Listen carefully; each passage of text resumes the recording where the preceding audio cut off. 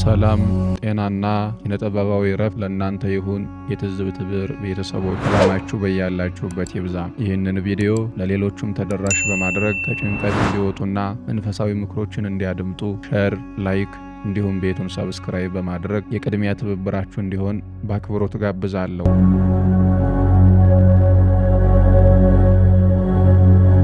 ዛሬ በዕለታዊ የህይወት ክንዋኔ ውስጥ እየጠፋ ስላለው ትልቅ ነገር ልንታዘብ እንነጋገራለን። ስለ ጭንቀትና መንፈሳዊ እረፍት። በዚህ ዓለም ላይ ስንኖር አእምሯችን በሐሳብ ማዕበል የማይናወጥበት፣ ልባችን በሰቀቀን የማይቆስልበት ቀን አለ ለማለት ይከብዳል። ነገን ምን ይዞ ይመጣል ይሆን? የዛሬ ጉድለቴስ እንዴት ይሞላል? በሚሉ ስፍር ቁጥር የሌላቸው ጥያቄዎች ውስጥ እንዋኛለን። ነገር ግን ይህ ውጥረት የነገርን ችግር አይፈታውም። ይልቁኑ የዛሬውን ጉልበታችንን ብቻ የሚያደክመው ነው እንጂ። በመጀመሪያ ጭንቀት ምንድን ነው? ጭንቀት ማለት ያልተጨበጠ ፍርሃትን በምናብ ስሎ ያንን ምናባዊ ጠላት ዛሬ ላይ ቆሞ ለመዋጋት የመሞከር ያህል አቅምን የሚያዝል ስነ ልቡናዊ ጦርነት ነው። በመንፈሳዊ ሚዛን ደግሞ ስናየው ጭንቀት ማለት ነገን በራሳችን ደካማ ትከሻ ላይ ብቻ ለመሸከም ስንሞክር የሚፈጠር ከባድ ሸክም ነው።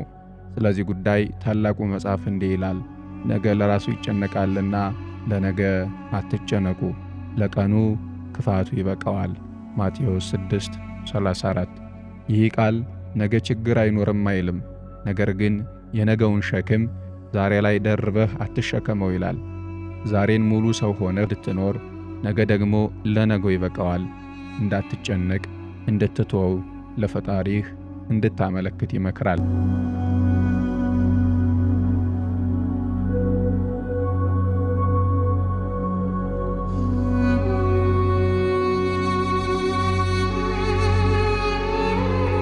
ጭንቀትን ለማስወገድ 5 መንፈሳዊና ጥበባዊ መፍትሄዎች። አሁን ደግሞ ይህንን ስውር ጠላት የምናሸንፍባቸውን መፍትሄዎች በጥበብ መነጽር እንቃኛቸው። አንደኛ፣ ምስጋናን የዕለት ከዕለት ልብስ ማድረግ። የሰው ልጅ አእምሮ በአንድ ጊዜ 2 ተቃራኒ ስሜቶችን ማስተናገድ አይችልም። በምስጋና የተሞላ ልብ ውስጥ ጭንቀት ቦታ አይኖረውም። ያጣነውንና የጎደለንን ብቻ መቁጠር ስናቆም በእጃችን ላይ ስላሉት ስፍር ቁጥር የሌላቸው ጸጋዎች ማስተዋል እንጀምራለን። በነገር ሁሉ በጸሎትና በምልጃ ከምስጋና ጋር ልመናችሁን በእግዚአብሔር ዘንድ አስታውቁ እንጂ በአንዳች አትጨነቁ። ፊልጵስዩስ 4:6።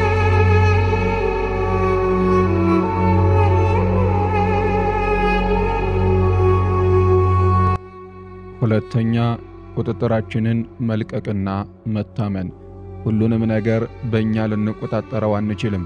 የአየር ንብረቱን፣ የሰዎችን ባህሪ ወይም የነገውን የኢኮኖሚ ሁኔታ መለወጥ አቅማችን አይደለም። በእኛ እጅ የሚመጣውን ነገር ለፈጣሪ አሳልፎ የመስጠት ጥበብ የመንፈስን ሁከት ይቀንሳል። እርሱ ስለ እናንተ ያስባልና የሚያስጨንቃችሁን ሁሉ በእርሱ ላይ ጣሉ። አንደኛ ጴጥሮስ ምዕራፍ 5 ቁጥር 7 ላይ።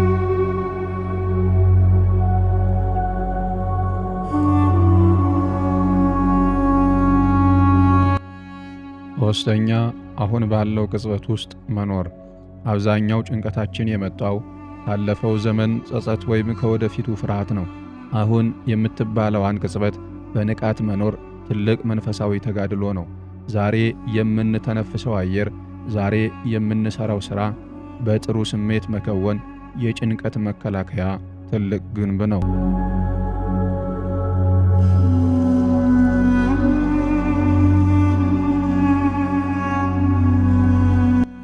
አራተኛ፣ ራስን በኪነ ጥበብና በዝማሬ ማደስ።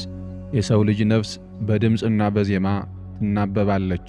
ልክ ንጉሥ ሳኦል በክፉ መንፈስ ሲታወክ ዳዊት በበገናው በዜማ መንፈሱን ያሳረፈው እንደነበረ በአንደኛ ሳሙኤል ምዕራፍ 16 ቁጥር 23 ላይ እንደተገለጸው እኛም አእምሮአችን ሲጨነቅ መንፈሳዊ ይዘት ያላቸውን ስነ ጽሑፎች፣ ግጥሞችንና ረቂቅ ዜማዎችን በማዳመጥ ነፍሳችንን ማረጋጋት ይገባናል።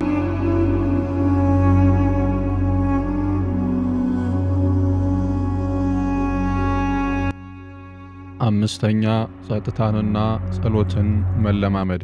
ከዓለም ጩኸት፣ ከማኅበራዊ ሚዲያ ወሬዎችና ከሰዎች ሐሳብ ለአፍታ ራቅ ብሎ በጸጥታ ውስጥ መቆየት። ያ ጸጥታ ልባችን የፈጣሪን ስውር ድምፅ እንድትሰማ ያደርጋታል።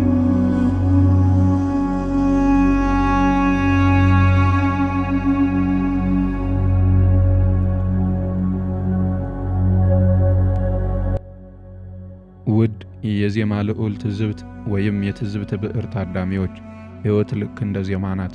ውጣ ውረድ እና ዝቅታዎች አሉባት። ዝቅታዎቹ ባይኖሩ ኖሮ የዜማው ውበት አይሰማም ነበር።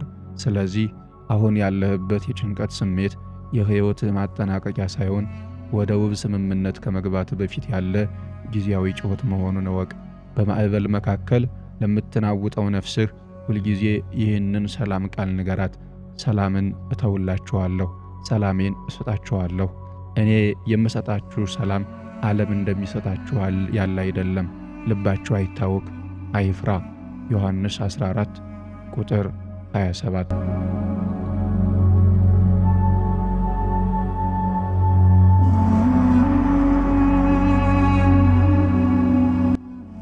ጭንቀትን በትግል ሳይሆን በጥበብ፣ በፍርሃት ሳይሆን በተስፋ እናሸንፈዋለን። በትዝብት ብዕራችን ስንቀኝ፣ በዜማ ልዑልነታችን ስንዘምር ነፍሳችን እረፍትን እናገኛለን። እስከሚቀጥለው ቪዲዮ ድረስ ሰላምና እረፍት ለልባችሁ ይሁን። ቻናላችንን ላይክ፣ ሰብስክራይብ እንዲሁም ሼር በማድረግ ለሌሎች የመንፈስ እረፍት እንዲሆን አጋሩ። ሰላም ሰንብቱ።